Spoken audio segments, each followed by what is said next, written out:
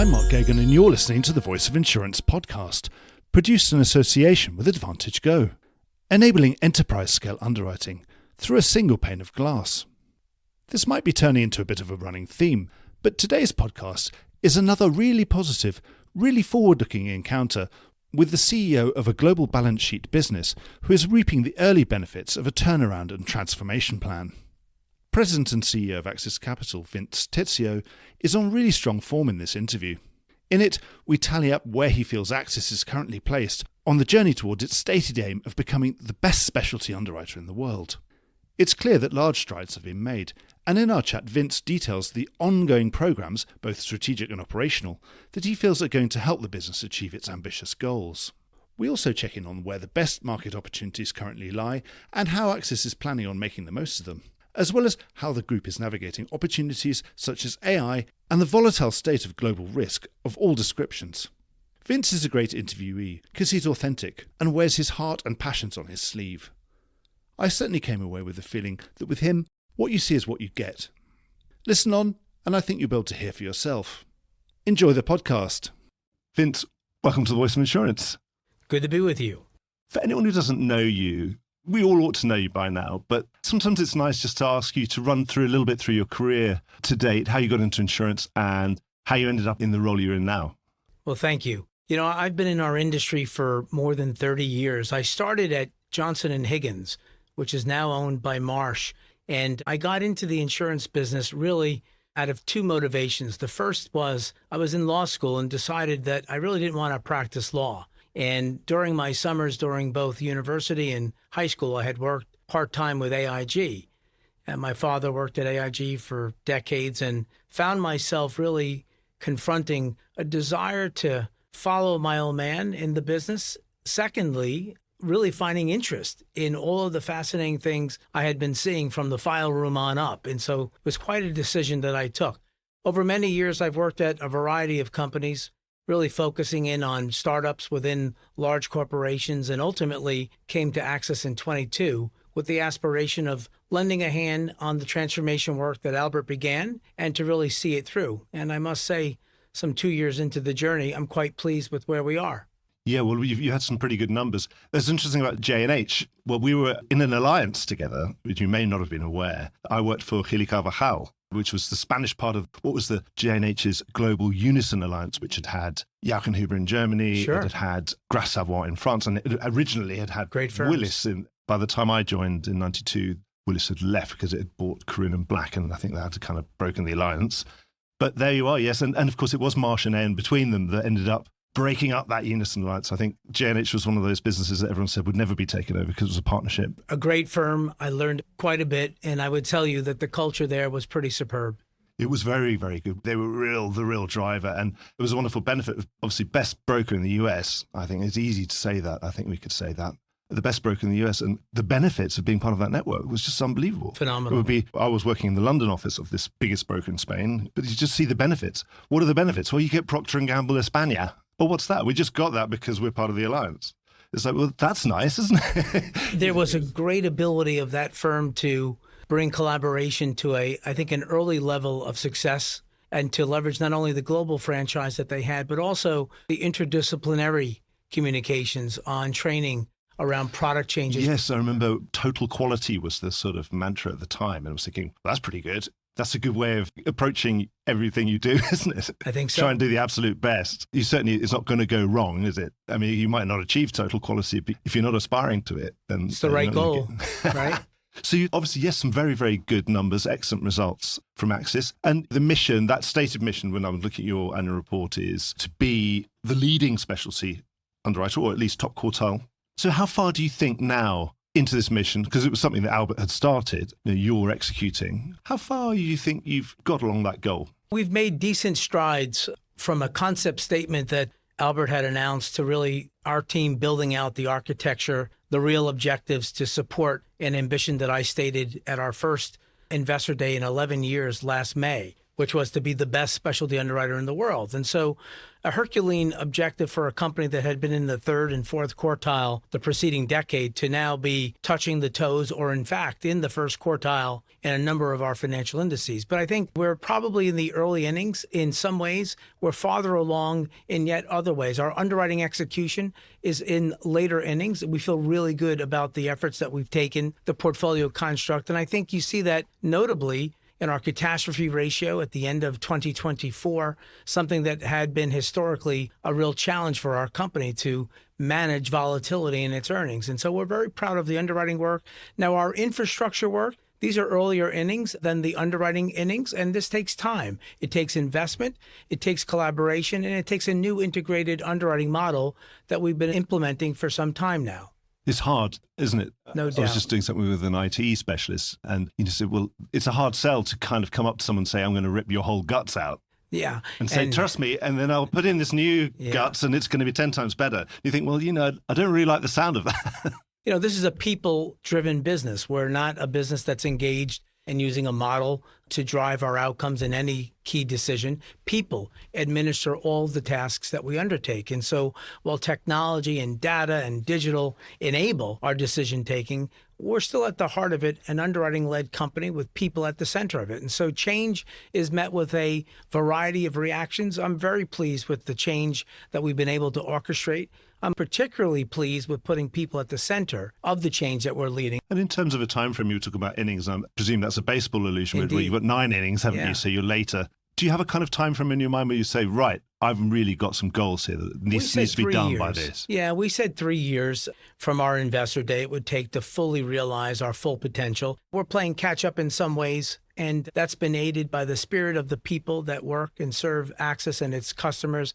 It's also been aided by being pretty agile in the decision taking. If you think back, Mark, we're a company that's executed a reserve charge, an LPT, and we've delivered record-setting earnings for our company. And so this is a team that wants to walk and chew gum at the same time and feels very much purpose-driven.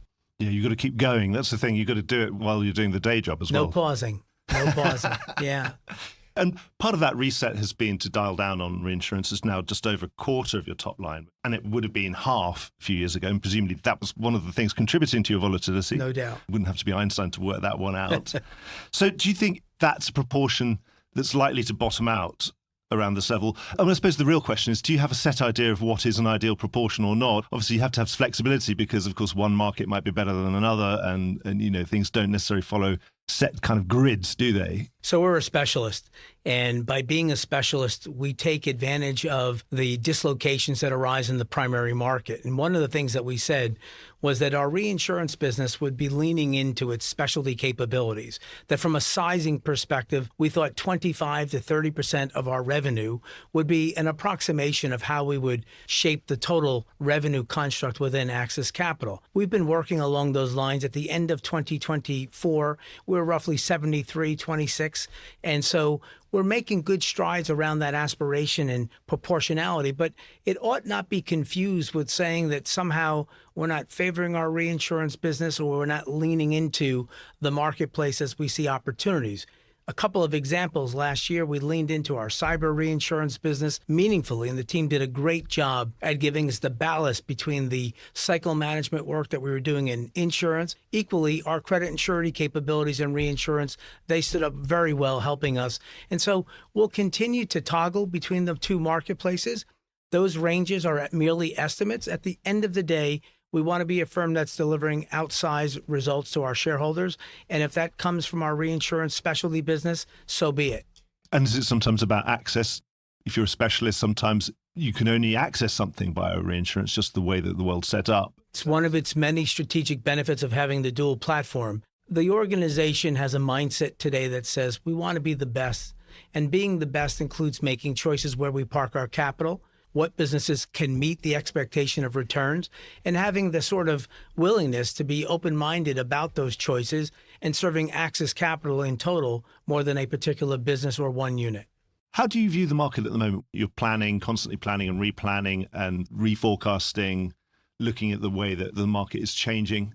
It's quite a dynamic market. It always is. What looks good at the moment? Well, I think the broader question that you raise is one that we spend a lot of time making certain that whatever we're cycle managing is not too late. It's anticipating the trends through the data that we're seeing, through the conversations with our brokers. But what I would tell you is Axis feels very good about there continuing to be a space in the market for us to bring our proposition to grow profitably into the market, while at the same time having the humility to acknowledge that, yes, in some classes, pricing will decelerate, but we're in a very strong place in terms of our risk-adjusted returns in the classes that we're going to market to grow. Now, the classes that we're growing are wide and varied across both sides of the pond here in the London market, but certainly in North America. We have optimism in the marketplace in 25 with realism around certain pockets and segments that will continue to show a less favorable pricing posture, but that doesn't mean we're not in a premium adequate environment in 2025. So you feel that there are plenty of places where you can still grow, but you know you can see the clock maybe ticking, but it's still good at the moment. Let's say if we do it like a bath analogy, it's a nice warm bath at the moment and you're happy being in the bath. You don't want to be jumping out. For sure. I mean, whether or not we see a tepid water coming into the bath is one thing, but this is certainly not a holistic belief on our part, right? We see it very much targeted lines of business that have had extremely strong premium adequacy over 5 years now. And so, of course, buyers are saying, I'm a pretty good risk profile. Reflect that in your posture of pricing and terms and conditions. Presumably, buyers are in a stronger position than they were simply because of capacity in the marketplace and the appetites are there, aren't they? I think that's fair, but I think it's equally expectant from our shareholders to continue to innovate. Last year, we announced an objective of delivering some $600 million from new and expanded capabilities. And as we enter new customer segments, we bring more of our global product capability to North America, and we start new propositions that are specialty, whether it be deepened capabilities in environmental, new capabilities in life sciences, E&O, and expanding wholesale appetite in our construction business. Remember, we're one of the largest wholesalers in the United States. It's a proud statement for our wholesale team. Axis Wholesale has been doing a great job. And so it's a global product capability that has its belief rooted in being fit for purpose, dynamic to the respective marketplaces that we transact, and ultimately being very broker mindful. Well, it's interesting you mentioning about some of those new ventures. One of the ones top of the list for me was the launching of the Energy Transition Syndicate 2050. That's interesting. Run us through that. Presumably that's demand-led. Yeah. Well, let's talk about it. Firstly, it's one of the best examples of our innovation. I commend all of our Axis teammates that stood up a new syndicate in some 4 months' time through Lloyd's. And being here in London and in our office, it's awesome to see the team. It's a big team.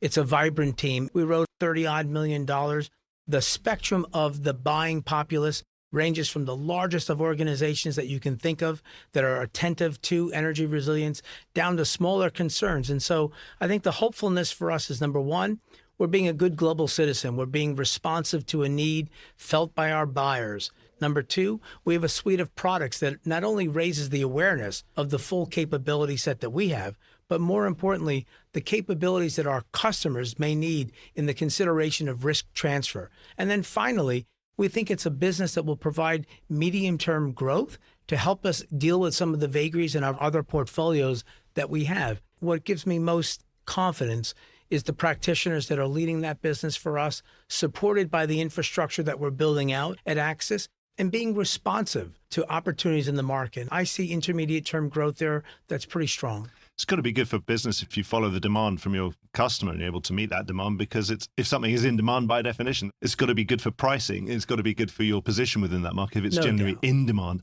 But in terms of the structure, why do you need a new entity in which to do that? Is it sort of almost like a way that, like we hear with technology companies, they're always trying to disrupt themselves? And is it that sort of idea to say, unless you put a label on it, put a bucket of capital in a specific place, give it a specific purpose?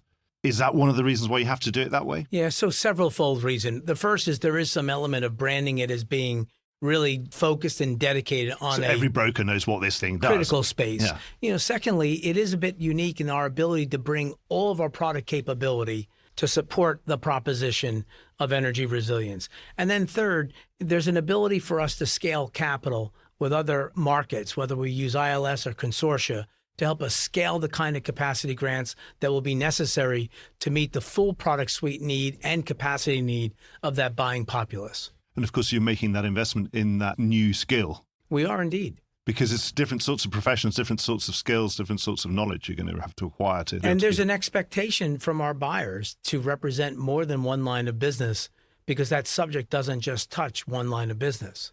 There's an implication. There's a huge amount going on there, isn't there? And No doubt. I've had people insuring carbon credits and all sorts of things. And it's fascinating. You suddenly realize that this is a huge cross-class thing, including political risk and all sorts of things. Credit, yeah, D&O, credit. Of course, a whole range of products. And I think the conversations are not only incredibly passion-driven by the companies, but it's also a global issue that we have to confront. One of the things that we're really proud of is our ability to manage volatility. We spoke about that earlier, Mark, but think about it. The world in the climate-related arena isn't becoming any calmer or quieter. We're almost at the final weeks of our first quarter of 2025, and we've seen the degree of catastrophe events just in the first quarter. I think it'll be a record quarter in terms of natural catastrophes resulting, whether it's from the wildfires, the cyclones. There's a whole variety of weather-related challenge. And so I think it's an exciting time to be a specialist, but it's a very responsible time in helping our clients solve their problems. As journalists, we're used to Q3 and Q4 being the lumpy ones. That's exactly right. And then right. It turns out we started with Q1 as well, I'm sure. And then, of course, Q2 has now become kind of storm central as well, hasn't it? So there are no quiet quarters for you anymore. I don't think so. You never get to rest. Yeah. Got to be vigilant and attentive. Back on the market in terms of business flows, one of the kind of little telltale that starts flickering is the way that business is flowing around the world and around the market, obviously from admitted into excess and surplus, and of course from the US into London, for example. These are all flows that people who, I suppose, have been around long enough, you can sort of see if the tide's slightly changing. What's your feeling in terms of how those different flows, what's their state? Are they continuing? Obviously, we've had a very big flow for the last 4 or 5 years into excess and surplus, into London, etc. So it's a key question that gives consideration around our staffing models, our view of risk, what's the best geography and marketplace to access the kind of risk that we want. And we're blessed. We have very vibrant marketplaces in the United States and indeed in London. And yes, while there will be some degree of change in the ordering of size of submission volume at the end of 2024, our wholesale channel had some 24% improvement in submission flow. And we're starting from a very substantial base. Our London market business was equally vibrant. But at the end of the day, customers will seek solutions that meet their needs and expectations. And while we see small signs of change in the complexion of submissions that may be coming to the London market, or increases in certain lines in the wholesale channel and offsets in others, frankly, the pendulum is wide enough and strong enough for us to be ideally positioned to meet the needs of our customers and brokers through both of our key marketplaces here in the UK and certainly in the United States as well. So I think the net is submission flow will be vibrant for our company. Buyers are coming to market, increased competition and pressure for the best priced business. But ultimately, we're uniquely available to service those clients globally anywhere they want to be met. Yeah, so there's plenty of flow and there's still plenty of opportunity. It's not for sure. The classic soft market in London it suddenly gets very quiet around here. No, you're not seeing crazy term condition changes and capacity-driven solutions. Something you did recently was a deal, I think it was a financial institution's renewal rights deal. Mm-hmm. Always good deals. That was with Markel. What was behind that? Obviously, you've clearly got appetite for financial institutions business. We have a strong practice within our financial institutions team. We're always on the hunt to solve problems and solution-driven. And this opportunity arose, and our team found a meeting of the minds with Markel, a good transaction for them, a good transaction for us, and one that we're excited to take responsibility for. And renewal rights is good because you get a first look at everything. You don't have to take everything, do you? That's exactly right. Something we've been debating a lot, and something which we would know access for is the casualty market, that you are casualty experts, both on insurance and reinsurance. What's your feel? What's your appetite for casualty US liability, let's say more specifically? So this is an often spoken subject inside Axis. I'll ground you in some background. Please recall that when we took the charge, some $425 million at the end of 2023, the principal line of business that formed was our liability classes, most notably in the United States, and in particular our programs and primary casualty businesses. So we had a lot of learnings through pain, economic pain. But they are the best learnings, aren't they? We hope they serve us well. You tend to remember them.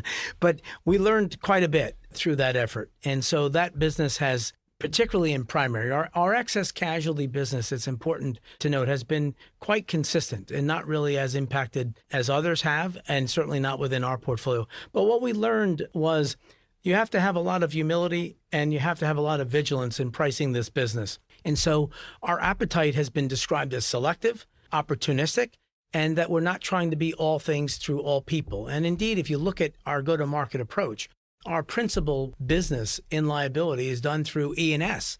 And so, of course, the ability to be free of form and rates certainly serves us well, to have manuscript wording that says what it means and does what it says to meet the tailored risk that we want is going to serve us well. So we're going to have a selective appetite. I'm an underwriter by training, and so I have expectancy that there's enough class codes for us to bring our capital to bear.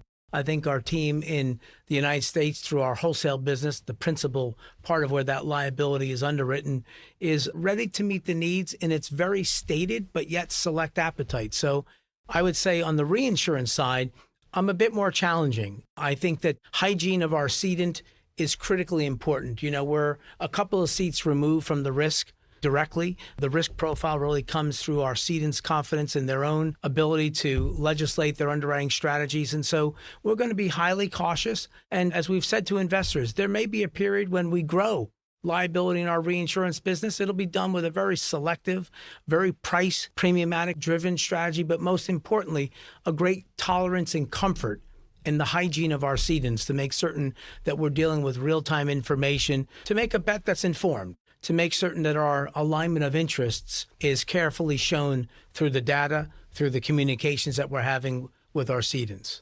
So you know what you want, and you also know who you want to partner with. Yeah, you know, when you have the kind of pain that we exacted in that charge, you learn.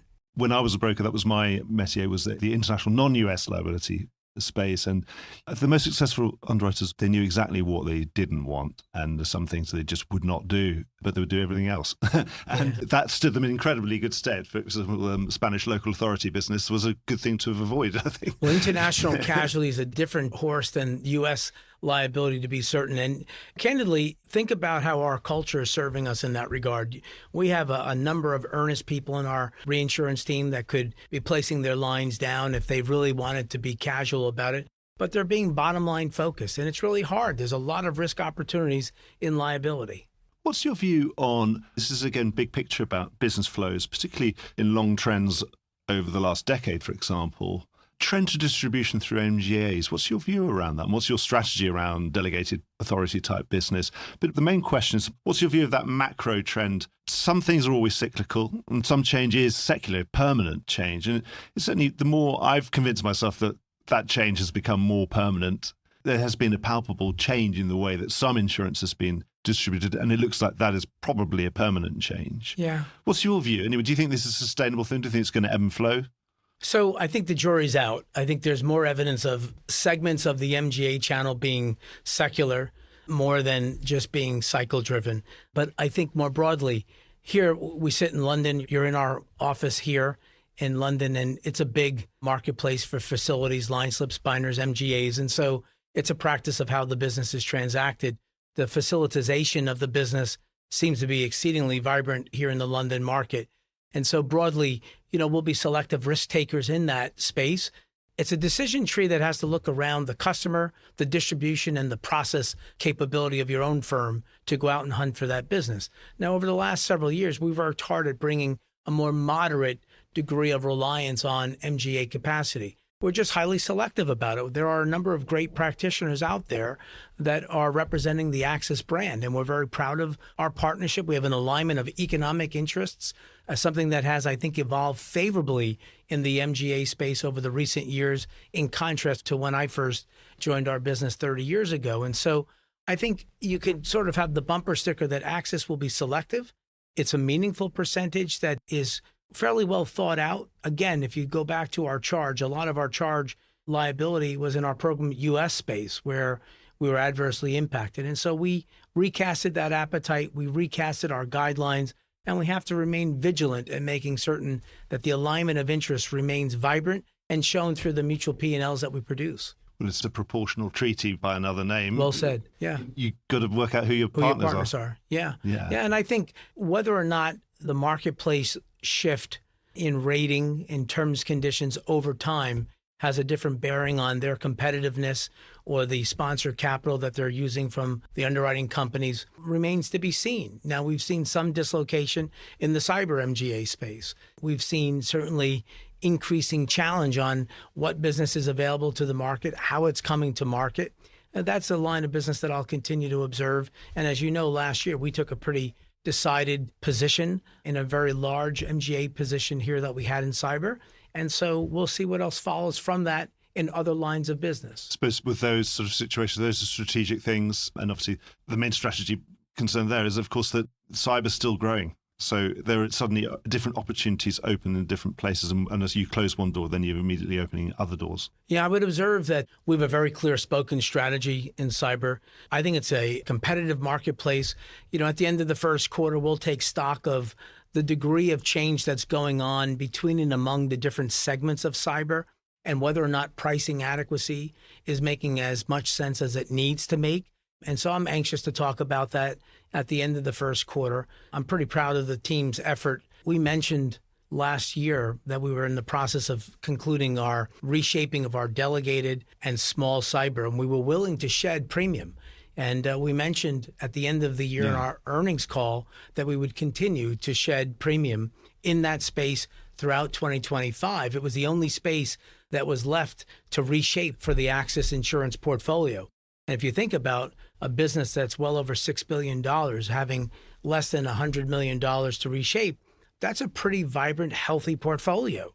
But then, of course, you're taking more on the reinsurance side. We are indeed. So you get your share of that class one way or another. We are. That's the key about having the optionality. And that's why reinsurance is pretty handy. It's one of the great examples for Axis.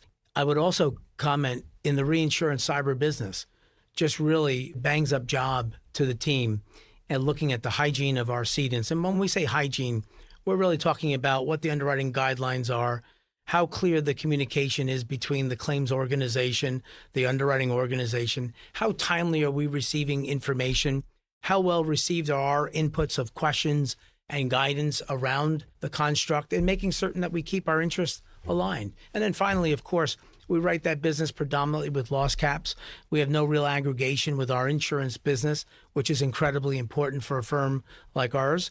And we'll see what the market reveals in 25. Actually, you mentioned earlier about facilitization in London. And I think, yes, every time I talk to a broker, pretty much all the top 10 brokers now have got their own, some kind of follow form facility. What's your general view of it? And what kind of percentage of this syndicated global big risk marketplace that we've got over here, what's the percentage might it end up taking? That's a tougher question. I think that in the next 3 years, I don't see it becoming smaller. You have a number of firms that have existing facilities, and you even have some of the bigger firms engaging and entertaining even wider facilities being brought to market. Some of them are now global, they're not just London. That's exactly right. And so I think that percentage will become meaningful. When you think about the downstream consequences and the source of motivation to begin with, let's just be frank. There's expense. Yes. There's a recognition of whether or not the risk profiles that are being represented between and among those customers has some similarity that warrants an aggregation approach in how that book of business is being brought to market. That'll have consequence on the balance sheet side of the business and how we think about facing off with that. What kind of risk analytics do we need? What kind of actuarial support do we need in the provision of looking at cross classes? And then obviously, how are we using technology and other enablements to control our costs? All of our underwriting teams have this notion of being production oriented, going after the open market business that's coming to market. And in the case that where we have facilitization, it's having an alignment with the team to recognize what the cost structure should be to administer that kind of business. Yes, because obviously you get the cost saving, but then some of these facilities are now saying you need to be kind of leader, your price will be leader minus something. That's exactly and of course, right. You have to watch it. You've got to give something to get something, but then is it worth it? Yeah. The one thing that we should observe is that there's a better alignment on the profitability quotient than there was when these were first put out to market, in my humble judgment. I think that today, the kind of information management that we get, I don't want to name a particular facility, but you know who they are. Anyway, back in the mid-90s or whatever, when there were facilities of all sorts of descriptions, you didn't really get the information as the underwriter. It was all on a bit of hope. And, the quarterly accounts was probably 9 months out of date anyway before you got them and before you actually got the income. And you might not really know exactly what you have. But these days, there's no excuse. I mean, these days, the management information you have is as good as yours or sometimes even better. I think you're right. Certainly as good. I also think that there's an acknowledgement that it's a lot more efficient for the intermediary to have stable and consistent capacity supporting it, even though there's a treasure trove of what I'll call startups, fringe markets, persons with lesser scale, demonstrated underwriting expertise that come to market that could fill the capacity need. But I think, candidly, in specialty, consistency shown in the capital provider, but then supported by that claims organization is incredibly important to bring the kind of administrative ease that I'm certain part of the facility's value prop is.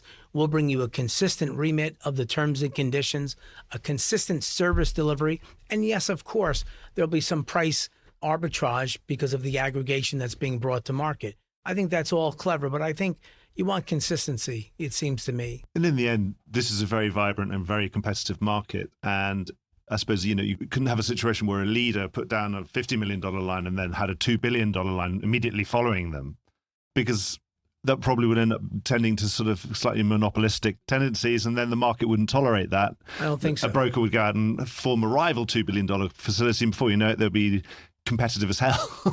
It'd be a challenge. And I think bear in mind what kind of business is coming through those facilities in terms of complexity of risk profile, sizing of the customers. These are important underwriting ingredients that give liberty to the choice that we take to support them. And, it's providing efficiency and liquidity. So exactly, as long as it's helping the customer ultimately. And obviously, these things have only ever gone wrong where the customer was forgotten about. I think that's right. And, that was a lesson the whole industry learned. And for sure. We're never going to forget that. Obviously, yes, reducing expense is a really good reason for doing all this. You've done a really good job. I was looking at the numbers, and it was really palpable that you've been able to reduce expense. And that's not easy. No. So how have you managed to do it? Where have you been able to do it? And obviously, you're still the same business, and you're doing more with less, doing more efficiently, one presumes. It's not as if it's like you made a ton of redundancies or anything. No. I think through our How We Work program, which I announced concurrent with my appointment back in May of 23, and we're not done. It's important to be clear about that. We've gone through our operating model and said, right, how fit for purpose are we against this underwriting aspiration? Fundamentally, we knew that a 13.3 GA ratio was not sustainable, was not really right sized to our underwriting platforms, was not certainly a competitive advantage for us. And so we declared an 11% target in 26 GA ratio. Last year, we were 12.4, and a good portion of that was from something that, frankly, I was pleased with, which was we paid our people in a proper way to reward and recognize the financial performance of our company, which was substantial with well over an 18% ROE at the end of 2024. I said before that we had proclaimed some almost $600 million of new and expanded capabilities. We're a people-driven company. And so we have plenty of opportunities for our people. The question is making sure that we're right-sizing their alignment in that business in a way that can add the value. And so we've got a whole bunch of growth initiatives. Yeah, and just for anyone listening, G&A is general and administrative expense ratio, which is obviously the bit you can control, whereas the acquisition's harder to control because it's hard to control brokers, isn't it? Yeah. What about M&A? I would say we're probably not at that stage in the market yet, that the market's cooling a little, but it's not soft. At some point, M&A becomes more of an imperative. Do you think it's on the menu at the moment, or it could be part of your growth agenda? We said at the Investor Day that we would deploy our capital in a number of use cases before considering M&A. We have stated capabilities that we're trying to build, and if we saw something that accelerated that, we may or may not do that. But I think there's plenty of reason to use our capital inside the House of Axis, continue to bring teams of people. Over the next several weeks, we'll be announcing a number of other teammates that are joining us at Axis. We're investing heavily in our How We Work programs, which require technology dollars, data and analytic dollars, people investments. We're rolling out a major training program for our colleagues within the Axis family in 2025. So there are a number of planned expenses that we're going to be bringing in. And of course, as you know, through what is publicly available, we've been very opportunistic in our share repurchases. Yeah, you've been returning capital, haven't you? We You're sure not hoarding have. it for some big deal. No, we've been fairly active, as you saw. Yeah. Excellent. Actually, on that technology side of things, we couldn't be sitting in 2025 and not talk about AI. Even I've started using it. So, for summarizing previous podcasts and all sorts of things, I find it incredibly useful for my research. I can get it to read a transcript and then tell me what was in it, all the top points of the last time I spoke to someone maybe 2 years ago. I find that incredibly useful when I'm preparing my next meeting with someone, for example. Where's your best use case? Well, or must be probably more than one. Yeah. So we're very proud of the work that we're doing through our data and analytic team.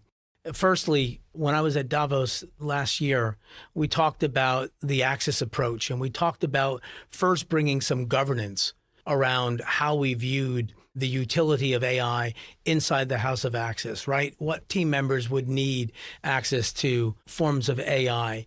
And after we formed this governance model, we then said, well, right, what are the best use cases to accelerate or advance our underwriting ambition? And so today in the House of Access, we have nearly 11 use cases going on, and they range. We examine our T&E expenses using AI to make certain that we're getting through all of the reports as fast as we can. Our vendor billing capabilities, we use forms of AI to make certain mistakes arise, that the bill that's being paid is the right bill, has the right billable hours. We're an underwriting company. And so if you think about last year, third quarter, I believe we announced 2 AI partners helping us with our ingest process. Fancy word. Basically, submissions come into our company. How do we ingest those submissions? What kind of rules do we apply to the quality of those submissions, the routing of those submissions and complexity of risk, the originating broker that's sending it in, what the mechanics are around their performance with our firm, and whether or not the appetite of that risk is something that we have great favor toward. We've brought that capability into Axis, and it'll be successively rolled out to all of our businesses. There's a sort of program around how we'll administer it. So it's wide ranging in its use within Axis. It's not yet at the risk selection space. We're getting there closer, but it's not broadly applied in that categorization. And then that's the GA part. But then moving on, you're not attacking the loss ratio part yet. That's right. But you're working on it. Well, we have a bunch of data and analytic capabilities that are bringing insights to preserve, protect, and advance our loss ratio. And of course, as we introduce new customer segments into our business, as you know, we launched a fairly substantial lower middle market business. It was a concept statement really offered in June of 22.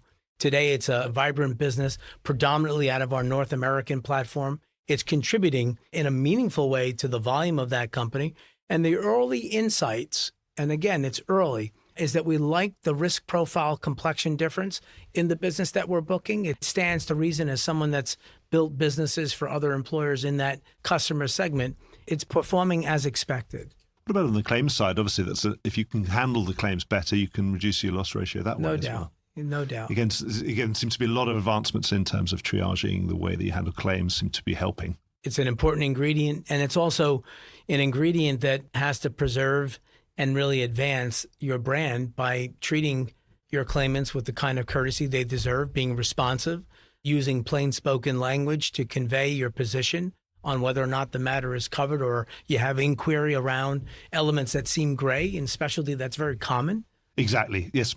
The loss has never fitted in what the lawyer thought the wording should say. That's exactly right. That's why we have courts as well. Obviously, sadly, sometimes we have to go to court. It's the last thing we want, to interpret what the wording means legally and what does it mean in relation to something that was a big grey area. Such is life. Yeah, I don't bring a downer on things, no. but certainly AI, again, on reading wordings and comparing one wording with the other and bringing things to the attention of the person, or reading inspection reports. There's no doubt, particularly in inspection reports.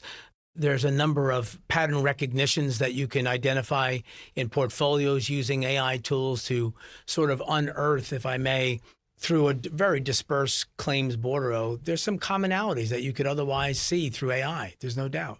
I think we're almost going to always have a segment on AI now. I think from now onwards, it's almost like InsurTech, we're never going to stop talking about it because it's like a hockey stick. It's sort of, we've hit this hockey stick moment. Certainly feels like we're getting to the point where it's almost like the vertical takeoff. And I think developments will develop faster than they ever have done. I think in specialty, it's important to draw the distinction of how one approaches the employment of AI. And I think first it's grounding yourself in that distinction that you drew before. Is it really efficiency and productivity distinct from ultimately loss ratio improvement? I think the pendulum on the productivity and efficiency has a sufficient set of use cases that show you can bring about some positive change that aids both efficiency and productivity. On the loss dimension, I think it's earlier days and we're testing pattern recognitions into ways that the AI tool is trained well enough to draw distinction. I think we're still journeying there. And of course, within specialty, you always have that problem that we just don't have large numbers of homogeneous risk in the way that all automobiles are very similar to each other these days. And, no two power stations are quite the same, are they? Exactly right. We've been talking about all sorts of things, but you mentioned earlier about the geopolitical environment, which is always changing and winds blow one way and blow another. Obviously, we've also been talking about that net zero transition, Syndicate, for example, the investments you've been making. How is the sort of changing winds of global politics? Does that affect what you do? Or do you just sort of say, well, keep your head down and say, well, that's none of my business. I'll just listen to what my customers want. And if the customer's still going to make those renewable energy investments, then clearly they're going to need the insurance for it. I'm here to provide insurance. So a deep question, right? We think about the geopolitical and economic environment that we're witnessing and trying to forecast tomorrow, today. We think about cyber resilience and cybersecurity. We think about energy resilience, and we think about the human condition in that wake of change. And we direct underwriting strategy to be contemplative of the impact to our business, but more importantly, our customers. And how do we identify bringing our products and services against that landscape in a local tailored way? And it's not even, let's be clear, but we also want to make sure our environment is contemplative of change and that the effect of change is felt differently. So we've spent a lot of time thinking about that against how we bring our product to market, recognizing that risks are differentiated. How we put our commitment of capital has to be consistent, it has to be measured. But those four trends, of course, for a specialist, create opportunity. And our growth product strategies are aligned to where we see the opportunities arise. And sometimes they're not evenly mapped to those four considerations. Sometimes they are. In energy resilience, we expect growth through 2050 and 2025. There's no doubt about it. We expect selective growth in our cyber proposition. It won't be even. It won't be in every customer segment. We expect that our errors and omissions products will grow in 2025. Uncertainty certainly manifests itself in people making errors and omissions, particularly professionals. And so we have a growth orientation there. And so it's taking these global trends, translating them, but then at the heart of it, again, we're a people-led company. We're an underwriting-led company. It's making sure that we're not indifferent to people reading about things going on in Sudan, Ukraine, Israel, in the United States, the changes that are being orchestrated through the current administration and executive orders. There's quite a bit going on, and we just think you're clueless if you're not mindful that when your teammates come into our respective offices around the world, that they don't have other things on their mind, and that we can engage in a conversation that says, hey, let's focus while we're here. Let's be mindful and have outlets that deal with the uncertainties that we're encountering. And we show that in the provision of our health plans, our provision of EAP capabilities, and other things that are really topical to our employee base.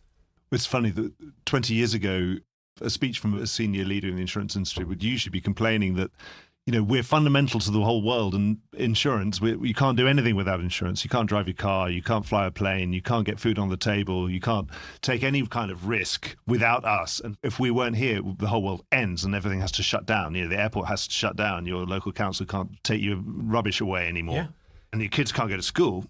And now, actually, we can't now complain that perhaps the world has noticed that we're fundamentally important to the economy, that perhaps they only used to focus on banks and certain investment companies and things. And now they know that actually insurance, we're on their list now. We're right at the top of the list. Yeah. Sort of all the, when we talk about environmental activists and perhaps activist-type politicians as well, we can be in their sights.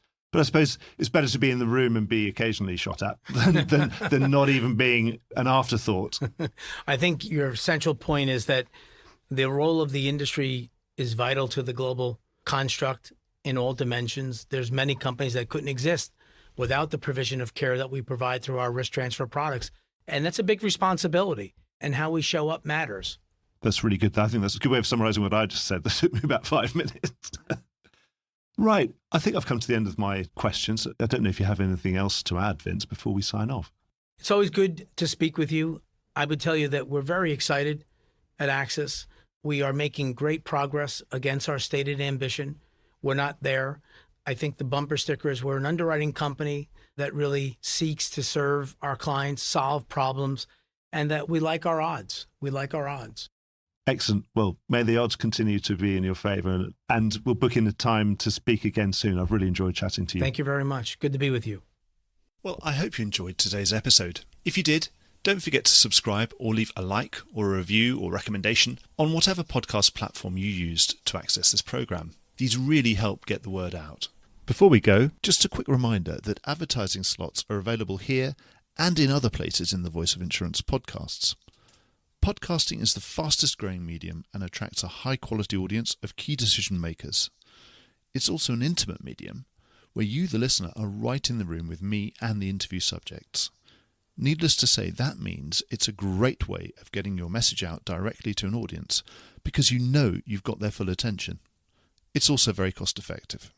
So get in touch with Mark at thevoiceofinsurance.com to find out how you could be speaking directly to the industry.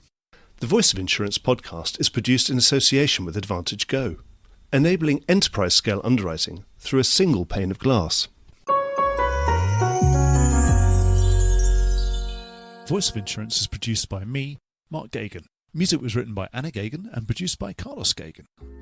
Check out more podcasts and written comment pieces at www.thevoiceofinsurance.com.